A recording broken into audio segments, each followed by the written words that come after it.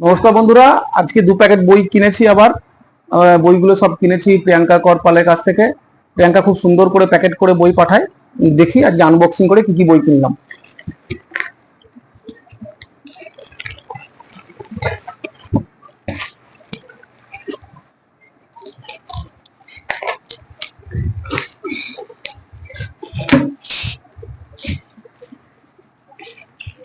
এবারে যে বইগুলো প্রিয়াঙ্কাকে দিয়েছিলাম, অনেক দিন ধরে শখ ছিল কিছু গল্প শারদীয় উপন্যাসে পড়া, আর কিছু গল্প পড়ার ইচ্ছা ছিল কিন্তু পড়া হয়নি।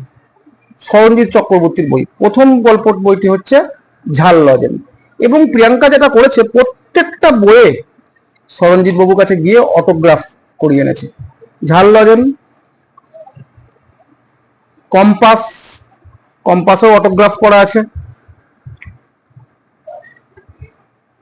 পাল্টা হাওয়া, পাল্টা হাওয়া আমার অনেক দিনের পড়ার ইচ্ছা। পাল্টা হাওয়া উপন্যাস, পাল্টা হাওয়াতেও সরঞ্জিৎ চক্রবর্তীর সই এবং করা আছে। সঙ্গে প্রিয়াঙ্কা বুকমার্কও দিয়েছে বেশ কিছু। আর একটা প্যাকেটে কি কি বই এসছে দেখা যাক।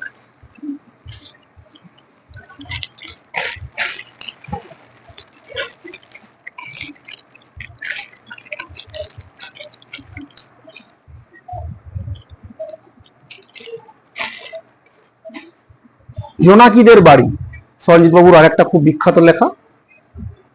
জোনাকিদের বাড়িতে আবার আমার নাম দিয়ে অটোগ্রাফ করেছে। Thank you Priyanka. বিজয় ব্রতকে শুভেচ্ছা, সরঞ্জিৎ চক্রবর্তী। বোতাম ঘর, সরঞ্জিৎ চক্রবর্তীর লেখা। Criss cross, safety pin,